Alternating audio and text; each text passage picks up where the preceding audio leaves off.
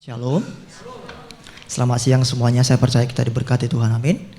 Baik, Bapak Ibu Saudara, pada saat siang hari ini kita akan bersama-sama merenungkan satu bagian dari firman Tuhan. Saya bersyukur kepada Tuhan atas anugerah Tuhan saya bisa melayani Tuhan, dan terima kasih untuk tim pengembalaan juga yang mempercayakan saya untuk menyampaikan firman Tuhan bagi kita semua. Bapak Ibu Saudara, saya bukan untuk mengajari Bapak Ibu Saudara, tidak sebagai guru, tapi saya juga belajar firman Tuhan bersama-sama. Mari kita sama-sama belajar. Kita buka Alkitab kita di dalam Mazmur pasal 5 ayat 1 sampai 13. Belakangan ini saya tertarik membaca kitab Mazmur Bapak Ibu Saudara, jadi saya sharingkan apa yang telah saya dapatkan.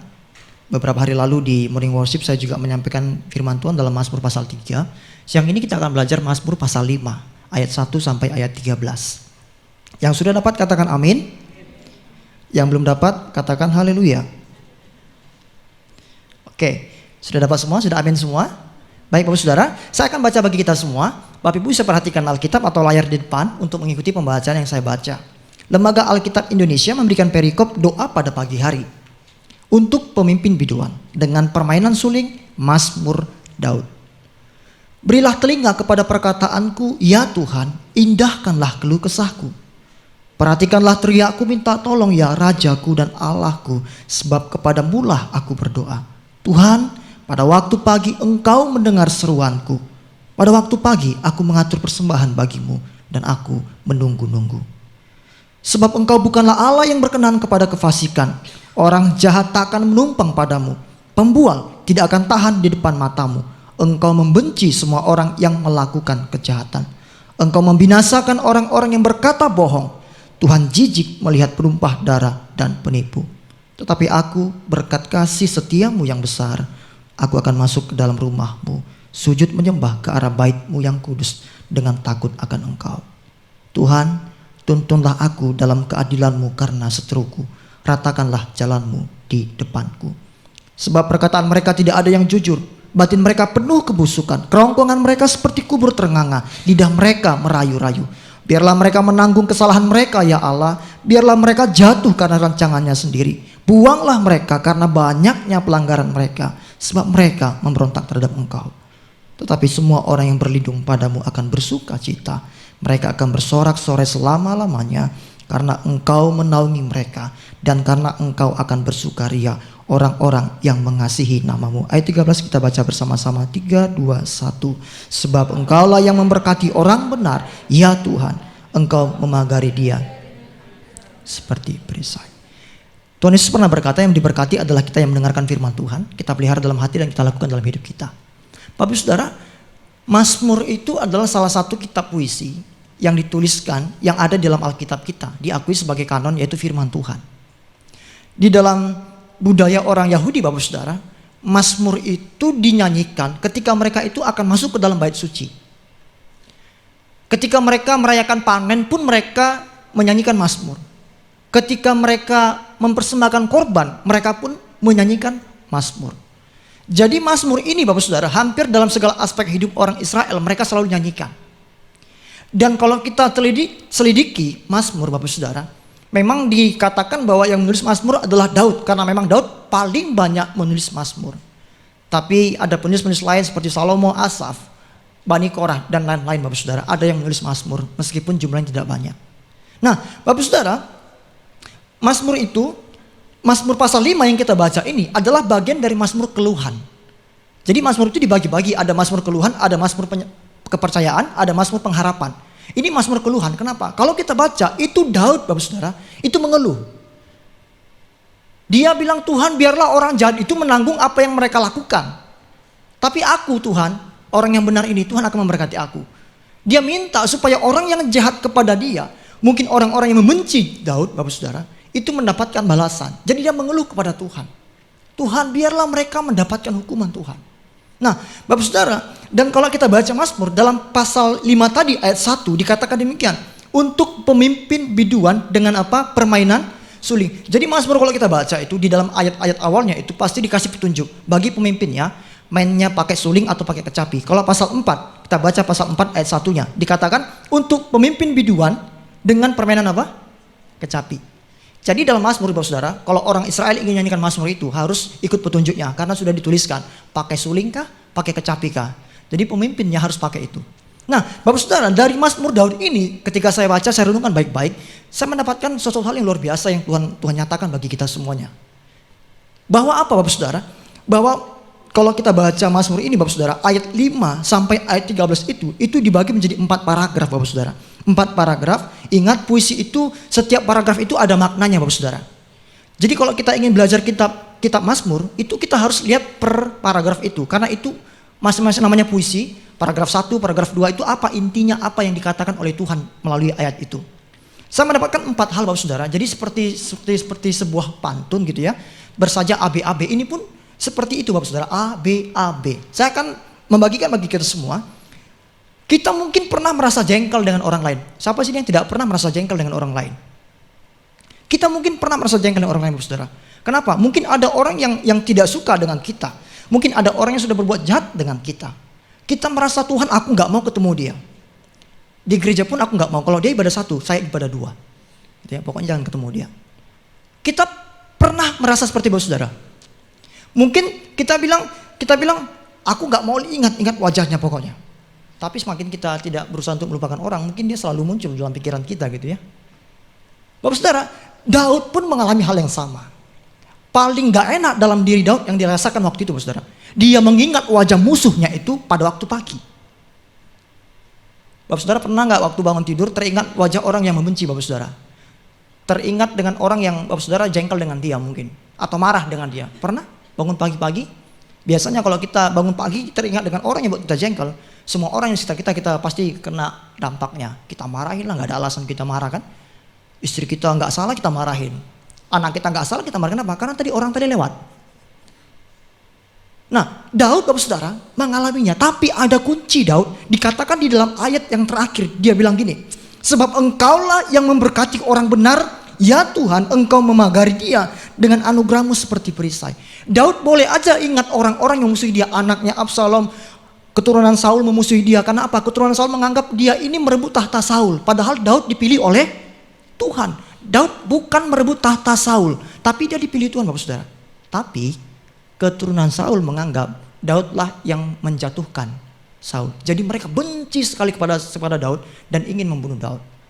Anaknya sendiri pun memusuhi Daud kan, ingin memberontak kepada Daud. Jadi begitu banyak orang-orang yang membenci Daud. Tapi Bapak Saudara, kuncinya Daud itu tidak ingat-ingat apa yang mereka lakukan. Tapi Daud mengingat kasih setia Tuhan, sehingga sukacita ada dalam hatinya.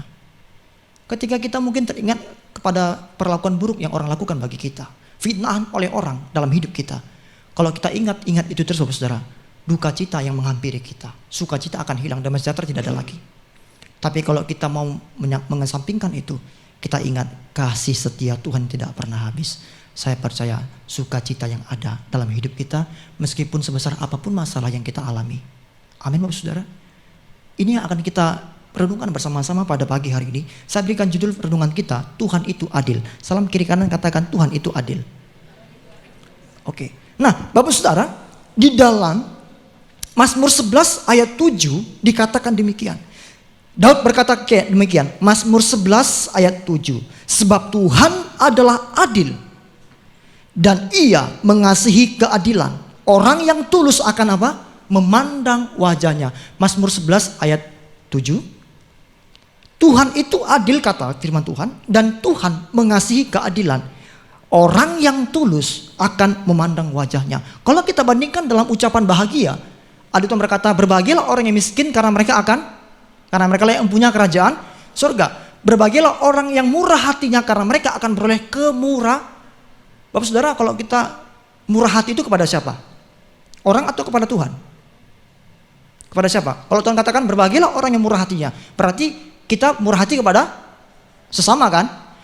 Orang miskin di hadapan Allah, dia akan punya kerajaan surga. Tapi dikatakan dalam ayat berikutnya, Bapak Saudara, berbahagialah orang yang tulus hatinya karena mereka akan melihat Allah. Kalau kita murah kepada manusia, kita akan dapat balasan dari manusia, mendapatkan kemurahan juga.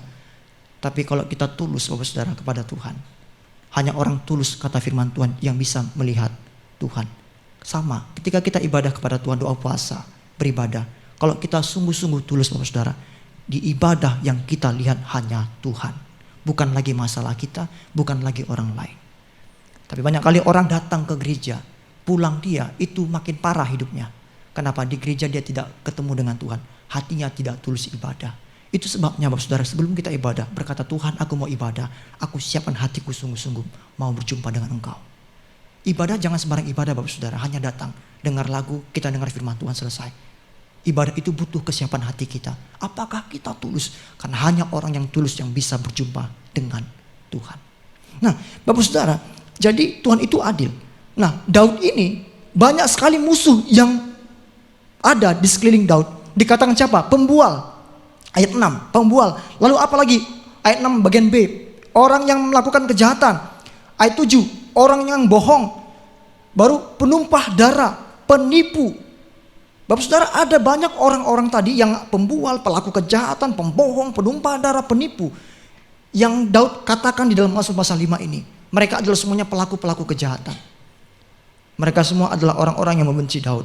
Bapak Saudara, tapi Daud tadi saya katakan, dia tetap bersuka cita. Kita akan belajar yang pertama. Tuhan adil. Apa yang Tuhan lakukan dalam keadilannya? Ayat 5 sampai ayat 7. Yang pertama Bapak Saudara, bahwa Tuhan membenci yang jahat. Ayat 5 sampai 7 dikatakan demikian. Sebab engkau bukanlah Allah yang berkenan kepada kefasikan. Orang jahat tak akan menumpang padamu. Pembual tidak akan tahan di depan matamu. Engkau membenci semua orang yang melakukan kejahatan. Engkau membinasakan orang-orang yang berkata bohong.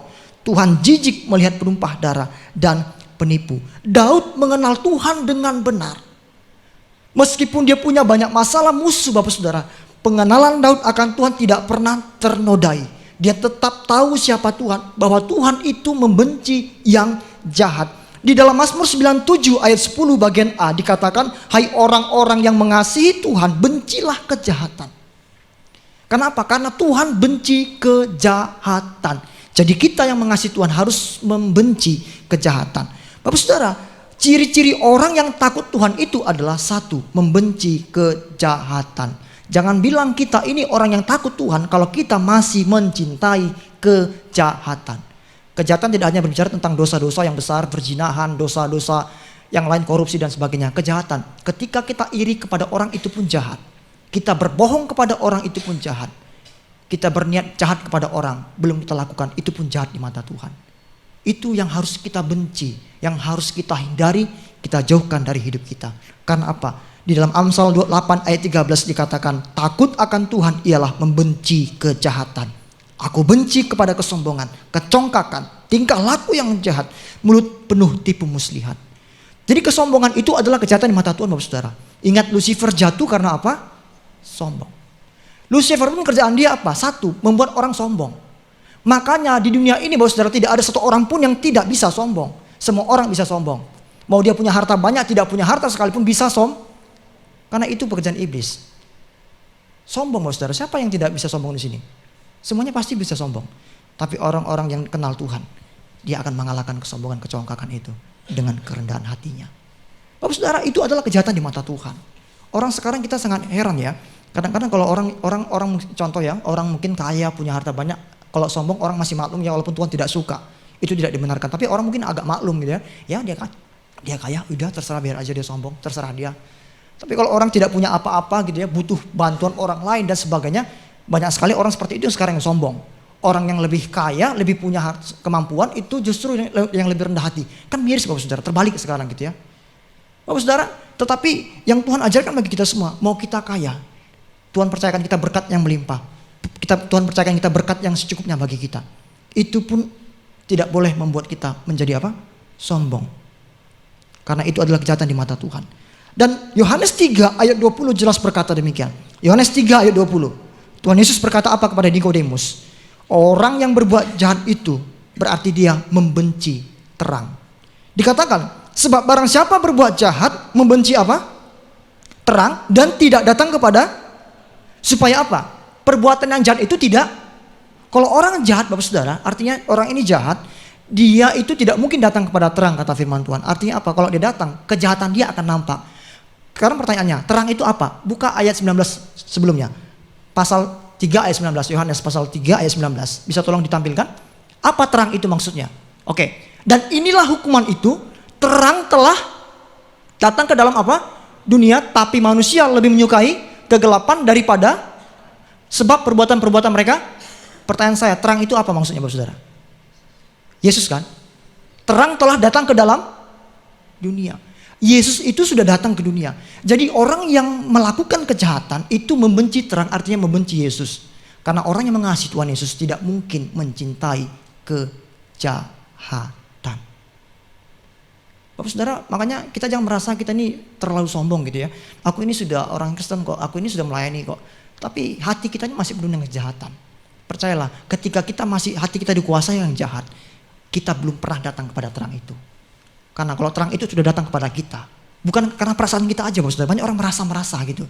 Yakinkan, apakah aku ini Tuhan sungguh-sungguh sudah berjumpa dengan engkau secara pribadi, mengalami engkau Tuhan, mengenal engkau dengan benar, bukan hanya dari kata orang, bukan ikut-ikutan. Orang-orang seperti itulah yang sudah didatangi oleh terang itu Bapak Saudara. Dan saya percaya kejahatan pun tidak akan ada dalam hidupnya. Artinya apa? Dia tidak akan suka yang jahat. Mungkin dia pernah melakukan jahat, dia jatuh, tapi dia akan segera bangkit minta ampun kepada Tuhan. Dan Tuhan akan mengampuni dia. Tapi orang yang belum pernah merasakan terang, dia suka hidup dalam kejahatan dan dalam dosa. Jadi Bapak Saudara terkasih dalam nama Tuhan Yesus Kristus, Daud berkata Tuhan itu membenci yang jahat. Amin Bapak Saudara. Jadi benci dan jauhilah segala yang jahat dalam hidup kita. Kalau ada di antara kita siang hari ini yang masih melakukan yang jahat, mungkin kita marah kepada orang, kita simpan kemarahan kita, kita mungkin dendam kepada orang, mungkin kita pun iri kepada orang Bapak Saudara. Pokoknya apapun tetangganya yang punya, dia pasti besoknya punya. Kalau tetangganya buka warung, dia buka warung. Tetangganya tutup warung, dia pun tutup. Kan repot Bapak Saudara. Tetangganya beli sepeda motor baru, dia beli. Dengan cara apa? Terserah, mau utang kemanapun dia usahakan Bapak Saudara. Demi apa? Untuk bisa ngikutin tetangganya. Tetangganya punya mobil baru, dia pun beli, usahakan. Walaupun gak sanggup Bapak Saudara. Kenapa? Karena irinya.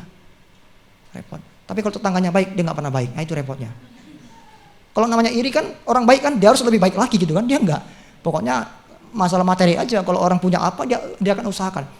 Bapak Saudara, iri itu adalah kejahatan Bapak Saudara. Jangan kita pernah iri kepada orang lain. Amin Bapak Saudara.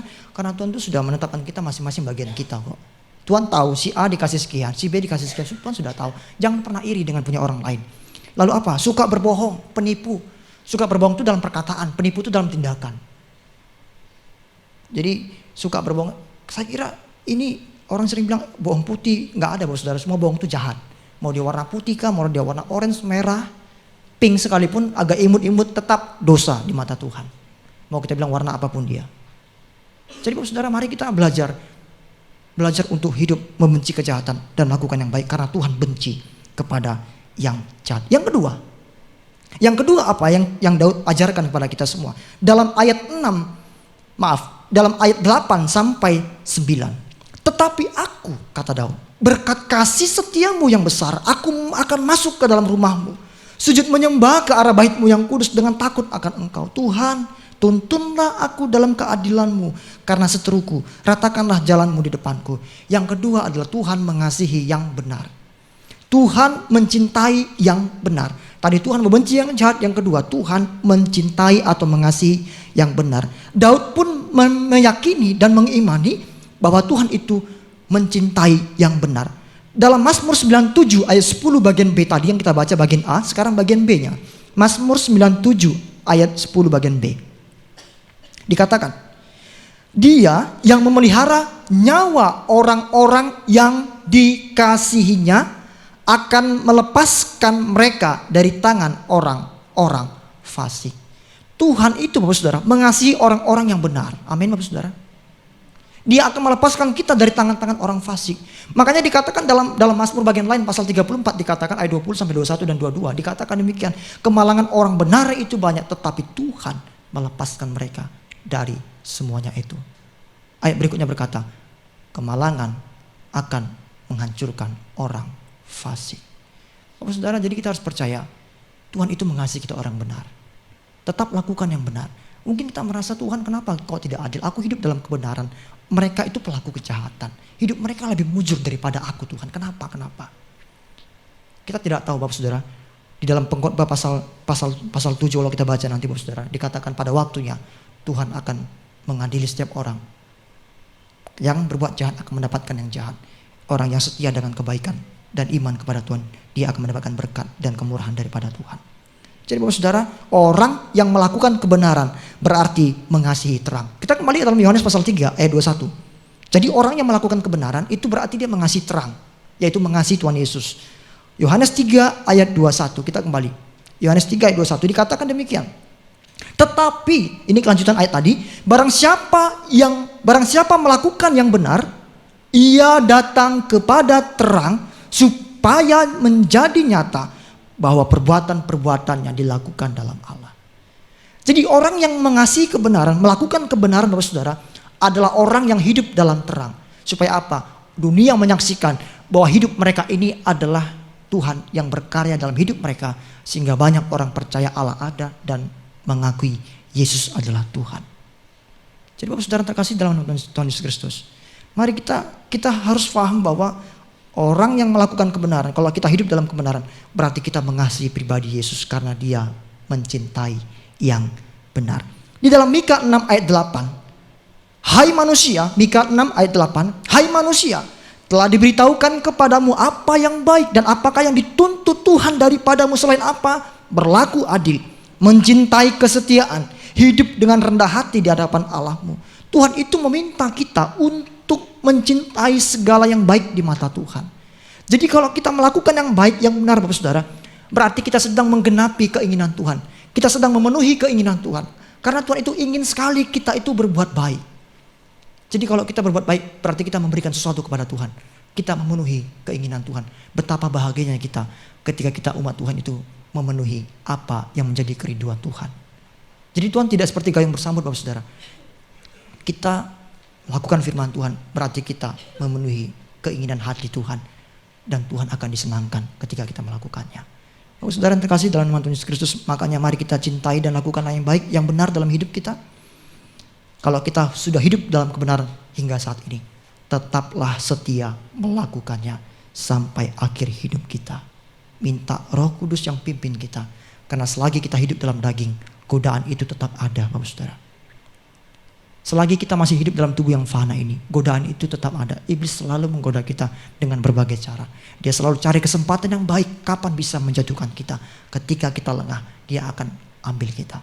Oleh sebab itu, selalu dekat dengan Tuhan, minta Roh Kudus yang memimpin setiap kita. Yang ketiga, hari ini saya khotbah 9 poin Bapak Saudara gitu ya. Yang ketiga Bapak Saudara, tadi yang pertama Tuhan benci yang jahat, kedua Tuhan mencintai yang benar. Yang ketiga apa? Kembali lagi ke bagian A, yaitu ayat 12 sampai 13. Ayat 10 sampai 11. Sebab perkataan mereka tidak ada yang jujur, batin mereka penuh kebusukan. Kerongkongan mereka seperti kubur terenganga, lidah mereka merayu-rayu. Ayat 11. Biarlah mereka menanggung kesalahan mereka ya Allah. Biarlah mereka jatuh karena rancangannya sendiri. Buanglah mereka karena banyaknya pelanggaran mereka, sebab mereka memberontak terhadap Engkau. Kita kembali ke A. Tadi saya katakan ini seperti pantun ya, AB. Jadi yang pertama tadi Tuhan benci yang jahat, Tuhan mengasihi yang benar. Yang ketiga adalah Tuhan membalas yang jahat. Di dalam ayat 10 sampai ayat 11 Bapak Saudara, itu Tuhan membalaskan orang yang berbuat jahat atas apa yang mereka lakukan. Sama seperti Mazmur 28 ayat 4, dikatakan demikian. Mazmur 28 ayat 4. Ganjarilah mereka menurut perbuatan mereka, dan menurut kelakuan mereka yang jahat. Ganjarilah mereka setimpal dengan perbuatan tangan mereka. Balaslah kepada mereka apa yang mereka lakukan. Jadi Bapak Saudara, Tuhan itu ingat, kita nggak tahu kapan waktu Tuhan untuk membalas orang-orang yang pelaku kejahatan. Itu sebabnya kita jangan pernah iri, jangan pernah merasa kita ini percuma melakukan yang baik. Karena tadi Tuhan selain dia benci jahat, dia pasti membalaskan orang yang melakukan kejahatan. Makanya dikatakan ganjarilah mereka dengan perbuatan mereka, menurut perbuatan mereka, menurut kelakuan mereka yang jahat. Dalam Wahyu 22 ayat 12 kembali dikatakan bahwa setiap orang akan menuai apa yang ditaburkannya. Kalau kita menabur yang baik, maka kita akan mendapatkan yang baik Bapak Saudara. Wahyu 22 ayat 12. Sesungguhnya aku datang segera dan aku membawa apa? Upahku untuk membalaskan kepada setiap orang menurut perbuatannya. Orang yang berbuat benar, berbuat hidup dalam kebenaran, berbuat baik Bapak Saudara, Tuhan akan sediakan upah bagi kita. Upah yang baik. Tetapi orang yang melakukan kejahatan, mencintai kejahatan, Tuhan akan balaskan yang jahat kepada dia. Kapan? Ketika Tuhan datang. Sesungguhnya aku datang segera. Aku membawa upah untuk membalaskan kepada setiap orang menurut perbuatannya. Jadi kita harus percaya bahwa Tuhan kita itu adil Bapak Saudara. Mungkin kita merasa Tuhan tidak adil sekarang ini. Tapi kita nggak tahu kapan waktunya Tuhan akan tunjukkan keadilannya Bapak Saudara. Yang bagian kita adalah tetap percaya bahwa Tuhan itu adil dan Dia akan tunjukkan bagi setiap kita. Makanya dalam kitab lain, dalam PL dikatakan akan ada perbedaan antara orang benar dengan orang yang tidak benar. Amin. Akan ada Bapak Saudara. Percaya. Tetap setia melakukan yang benar di dalam Tuhan. Dan yang keempat, yang terakhir. Yang keempat, yang terakhir Bapak Saudara. Kita lanjutkan ayat 12-13, ayat yang terakhir. Mendengar kata terakhir mungkin yang ngantuk jadi bangun ya. Nanti ada yang paling terakhir. Dan paling terakhir sekali. Ayat 12-13. Tadi Tuhan membenci yang jahat, Tuhan mengasihi yang baik. Yang ketiga Tuhan membalas yang jahat. Yang keempat, yang terakhir. Tuhan memberkati yang benar. Ayat 12-13. Tetapi semua orang yang berlindung padamu akan bersuka cita. Mereka akan bersorak-sorai selama-lamanya karena engkau menaungi mereka. Dan karena engkau akan apa? Bersukaria orang-orang yang mengasihi namamu. Sebab engkaulah yang memberkati orang benar. Ya Tuhan, engkau memagari dia dengan anugerahmu seperti perisai. Bapak Saudara percaya Tuhan memberkati kita orang benar? Selain dia mengasihi kita orang benar, dia akan memberkati kita Bapak Saudara orang-orang yang hidup dalam kebenaran. Daud pun yakin, meskipun ya dia lihat orang-orang di luar sana pelaku kejahatan hidupnya lebih mujur daripada dia. Tapi dia yakin bahwa Tuhan, berkat Tuhan itu hanya turun bagi orang-orang yang hidup dalam kebenaran. Mazmur 58 ayat 12 dikatakan demikian. Mazmur 58 ayat 12. Dan orang akan berkata, sesungguhnya ada pahala bagi orang benar. Sesungguhnya ada Allah yang memberi keadilan di bumi. Orang yang benar akan mendapatkan berkat daripada Tuhan Bapak Saudara. Dan diulangi lagi di dalam Mazmur 112 ayat 1-2. Bahkan anak cucu kita pun akan diberkati Tuhan. Bukan hanya kita orang benar. Keturunan kita, rumah kita, anak cucu kita pun akan diberkati Tuhan. Mazmur 112 ayat 1-2. Haleluya. Berbagailah orang yang takut akan Tuhan, yang suka kepada segala perintahnya. Anak cucunya akan perkasa di bumi. Angkatan orang benar akan diberkati. Mazmur 112 ayat 1-2. Anak cucunya akan perkasa di bumi. Angkatan orang benar akan Bapak Saudara, itu sebabnya. Apa yang menjadi alasan kita kenapa kita harus hidup dalam kejahatan? Kita tahu Tuhan benci yang jahat, Tuhan akan balas yang jahat. Tapi Tuhan mencintai yang benar dan Tuhan akan memberkati kita yang benar. Mana yang kita pilih? Kita boleh pilih Bapak Saudara. Kita mau pilih kutuk atau berkat. Tuhan tidak pernah memangsa kita. Ingat, Tuhan tidak pernah memangsa. Tuhan kasih kebebasan bagi kita untuk memilih. Hidup atau mati, berkat atau kutuk. Kalau kita ingin diberkati Tuhan, lakukanlah perintah Tuhan. Hidup dalam kebenaran, hidup dalam terang. Kita akan mendapatkan berkat, bukan hanya kita. Angkatan orang benar akan diberkati. Itu sebabnya Bapak Saudara terkasih dalam nama Tuhan Yesus Kristus. Pengkhotbah 3:17. Mungkin ini 2 ayat terakhir. Pengkhotbah 3:17. Allah akan mengadili pada waktunya. Berkatalah aku dalam hati, kata pengkhotbah, Allah akan mengadili baik orang yang benar maupun orang yang tidak adil. Karena untuk segala hal dan segala pekerjaan ada waktunya. Pengkhotbah 3:17. Pada waktunya Tuhan akan menunjukkan yang benar itu akan menang, yang jahat akan kalah. Itu sebabnya Bapak Saudara terkasih, Tuhan melihat apa yang kita lakukan. Kita mungkin merasa aku sudah berbuat baik, tapi kenapa manusia tidak menghargai aku? Manusia bisa tidak tahu apa yang kita lakukan Bapak Saudara. Tapi Tuhan yang melihat. Ketika Tuhan mengirimkan surat kepada ketujuh jemaat di Asia Kecil.